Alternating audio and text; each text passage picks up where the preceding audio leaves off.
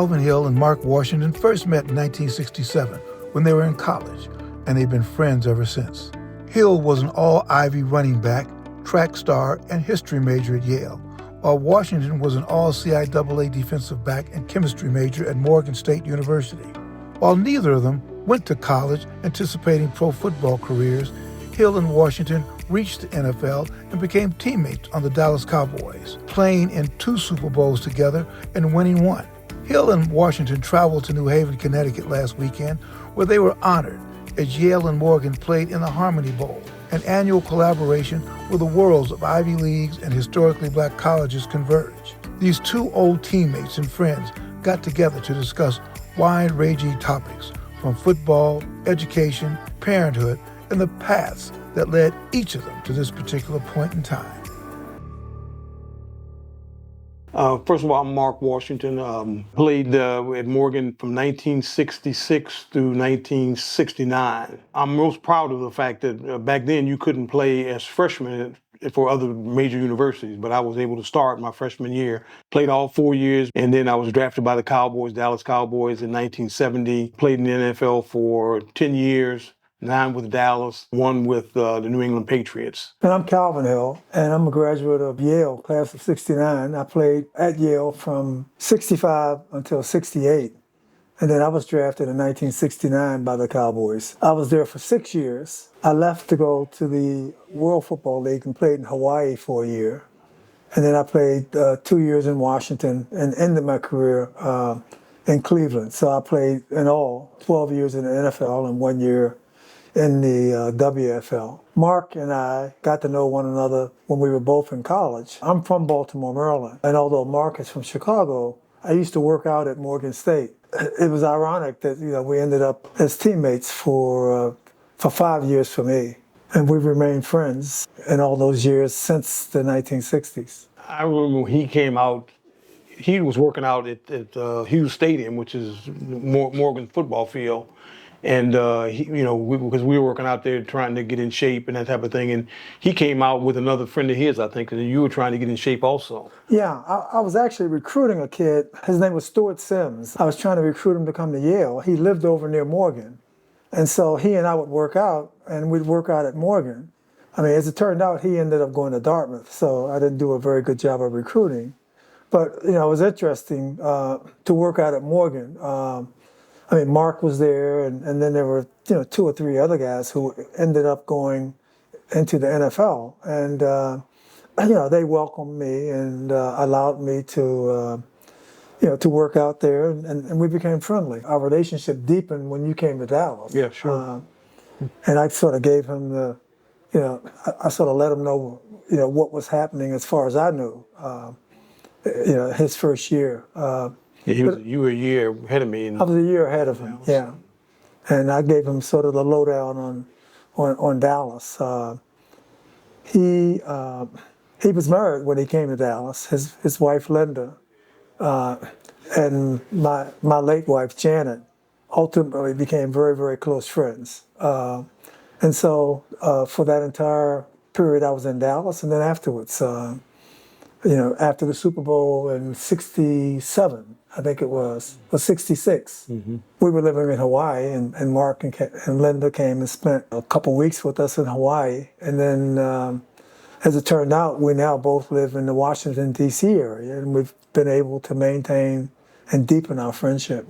We really became close when we both had knee injuries. Oh, yeah. That was always determining who was going to drive. The problem was getting in the car because our right knees were in bad shape. Neither one of us could drive on the left side, getting in the car. But we rehabbed together, and we philosophized together, and commemorized together. And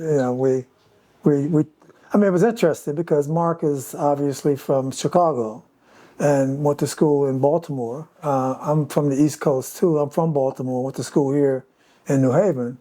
And suddenly we found ourselves in Dallas. It was a different sort of environment suddenly for 2 young guys who were accustomed to a more progressive sort of culture, suddenly finding ourselves in Dallas.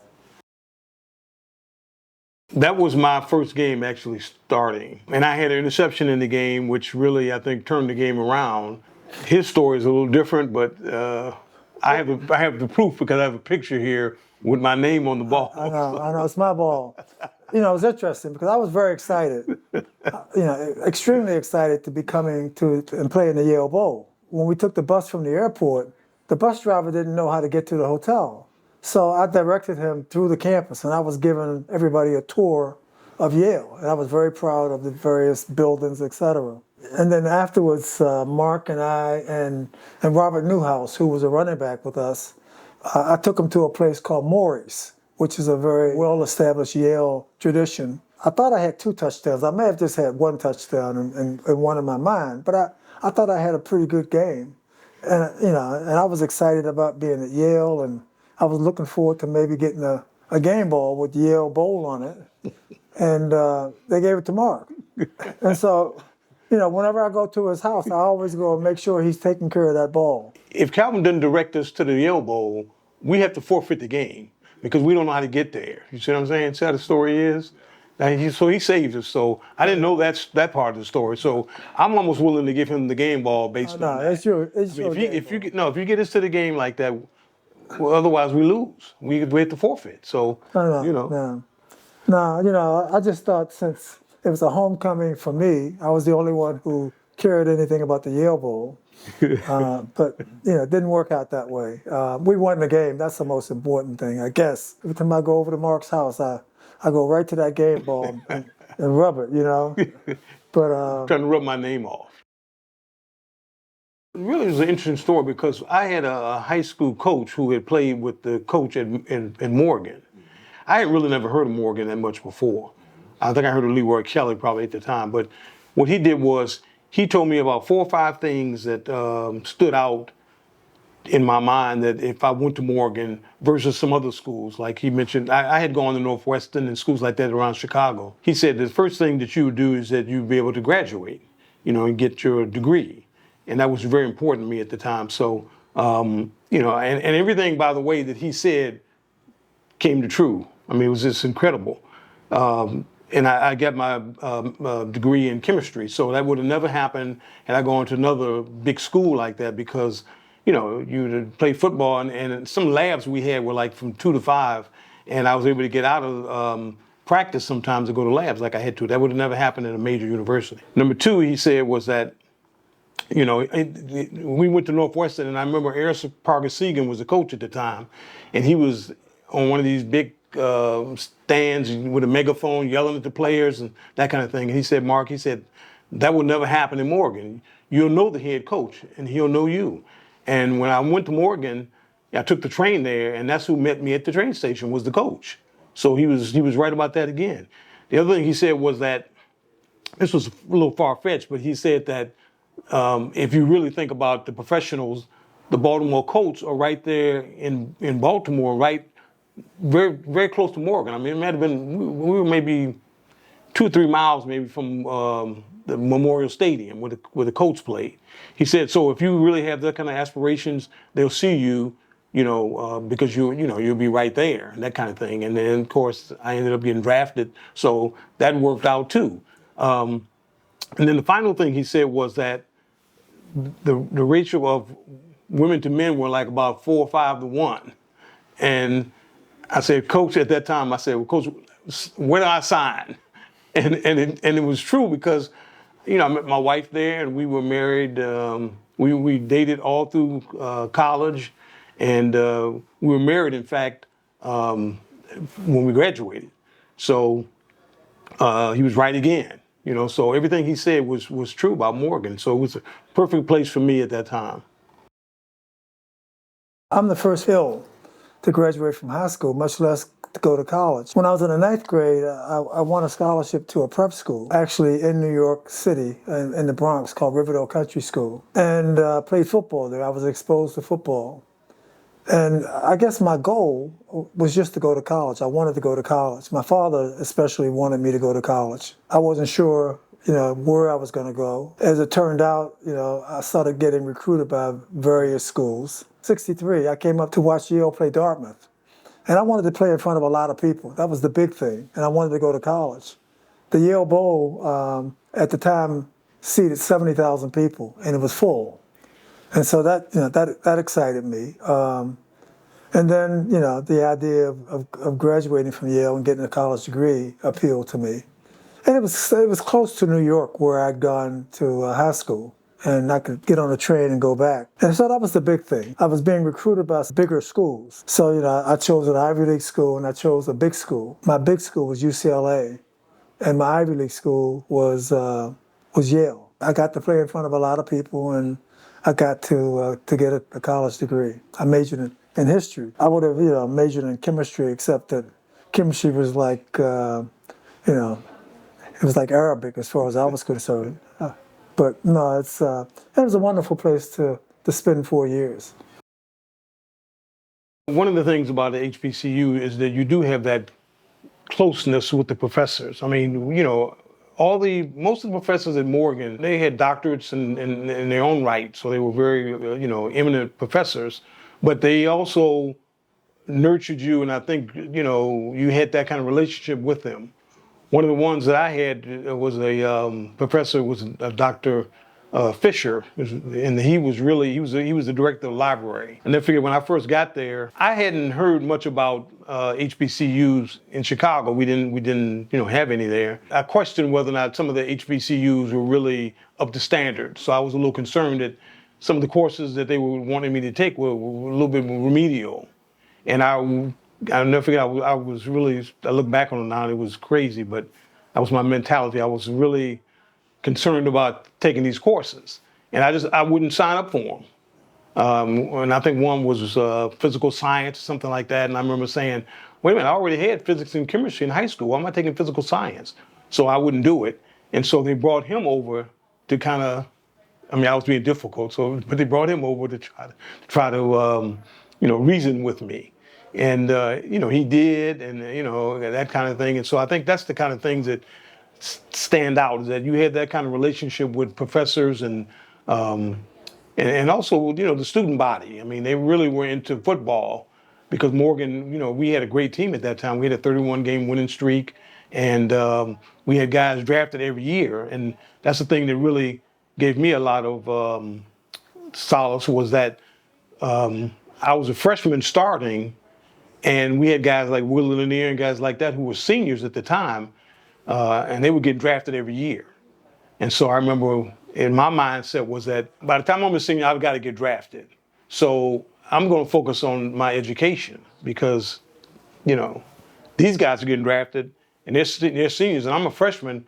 And I actually I was getting some letters from professional teams as a freshman. And again, a lot of these things, I look back on them and they really didn't make a lot of sense, but at the time they did. I guess the thing that, impressed me about Yale was how competitive it was.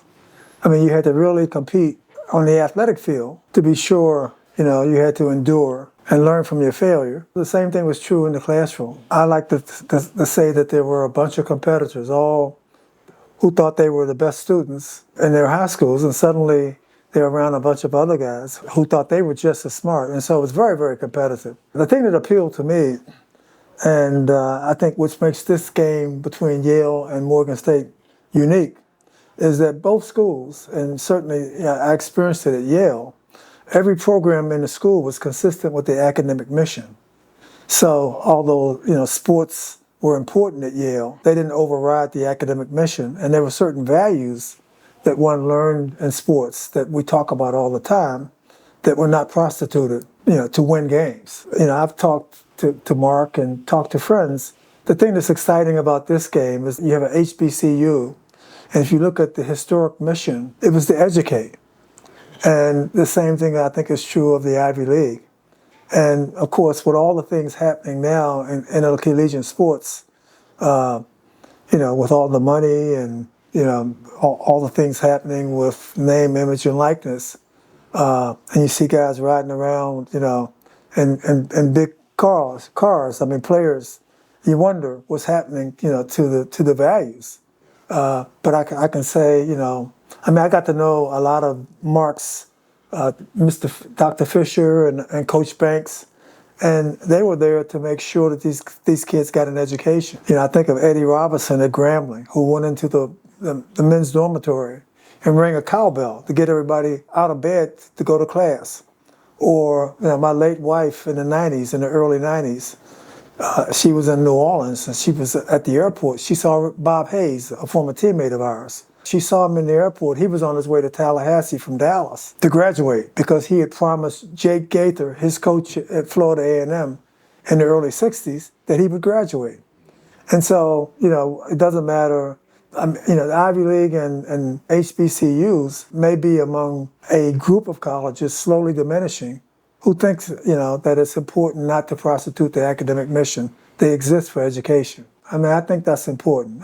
You can compete on the field and winning's important, but not when you prostitute the academic mission of the universities. I'm a little disappointed in that, again, the schools themselves, by changing conferences, it gets really confusing because, again, it's all about the TV revenues and that kind of thing and whatnot. And it becomes confusing for the fans because, again, particularly you have allegiances for teams in certain conferences. And it starts, it started a long time ago when you had, in basketball, when you had Duke and Maryland and teams like that, and who used to, compete against each other all the time. And then you change conferences, and a lot of those rivalries, historic rivalries, are gone. It becomes difficult for the fans. I can understand how it translates into, economics today. But again, it's difficult for the fans and the players too. I think they have freedoms that, of course, we didn't have, and you cannot, blame them for taking advantage of those things. I just think that, again, there has to be some balance to some extent, and that's why I'm a little disappointed that there hadn't been, more control emphasized to kind of make sure that it just didn't get out of control like it is. Money talks and everything else walks. There was an athletic program at the University of Texas, and I remember he was quoted as saying, "We eat what we kill." And he's talking about the money they make, and everybody in the athletic department, athletic directors are making, more than the president. The coaches are making 10 times as much as the president. I personally don't think that an athletic coach or football coach or any kind of coach should make more than the president. The president of the university should be the highest paid person in my mind. Mark has a daughter who was a gymnast. She was a scholarship student at the University of California. I have a granddaughter who may become a soccer player in college. And I think about the difference between how women's sports are treated or non-revenue sports are treated and revenue sports. You have a situation now where USC and UCLA are members of the Big Ten. And, the football teams and the basketball teams will fly private plane, charter plane to play Rutgers. What about the soccer team? Or what about, the non-revenue sports? They work just as hard as the football players to bring, glory to their university. They're going to, maybe hopscotch across or, rent cars if they can drive. And it's unfair to me. It's not right. And I'm not against money. But I think money has a way of making it easier to prostitute academic values. I look at what's happening now, and it reminds me, you're reading about guys, playing 1 year here, and then they get into the transfer portal, and they play another year. They go to the highest bidder. It's almost like the Wagner Group that fights for Russia. They're mercenaries, and they're not there to get an education. I've seen, from my experience in the working as a consultant, and even my experience working as a player. You see guys who make it to the NFL or they make it to professional leagues, and they have 2 or 3 years. They make more money than they should make at the age of 23 or 24, 25, but it's gone after 3 or 4 years, and they have nothing to show for it. They have no education. The best way a person can achieve, wealth is through education. Education is the key. And a lot of these programs have foregone education because they're paying the players now. Why do I have to educate them? It's up to them to go to class because we're paying them. They're making good money. The NCAA started because there was too much violence in college sports, primarily with the Ancient Eight, the Ivy League schools, with Rutgers, etc. And now, with the money that's being thrown around, I worry that, it's headed for a fall. It's just a matter of time. I mean, money has a way of ruining a lot of good things. And college sports are one of the best things that I can think of. The rivalries, Duke, Maryland, USC, UCLA. I just think that money's going to ruin things. It's all about the bag, as they call it. Especially the revenue sports, they're just going to go down the tubes. If a kid doesn't want to get an education and is not interested in learning how to learn critical thinking, which is going to help him for the rest of his life, then he should go and go right into and become a professional at that level. Colleges purport to be concerned about education, and they're not. And so, every school has some sort of Latin motto about light and truth and values, etc. It's all about the bag. And kids see that, and so, it communicates to them, I don't have to go to that class, because as long as I can get out there and play, it's about making money for myself, making money for everybody else. That's no different than what's happening in a lot of our city streets, where kids say it's all about the paper. I just think that we're losing sight of why colleges exist. There's an English proverb: pray that a person does not enjoy success before they can endure success. And endurance is something that you can only develop over time. I was going to say, one of the things that I think that they can do at the college level, and I think some schools may be doing that, is, their business schools are becoming more associated with the athletes to handle that, to help navigate that whole area about licensing and those kind of things. Because one of the things that it's important, I think, for an athlete to learn is to handle their own business. I mean, you can have advisors all over the place, but you better have some understanding of the economics of what you're doing. Even if you don't play professional, it would be a good opportunity for them to learn that, in conjunction with a lot of the business school opportunities that are associated with the universities. For Calvin Hill and Mark Washington, football was always about friendship and education. It was always more than a game.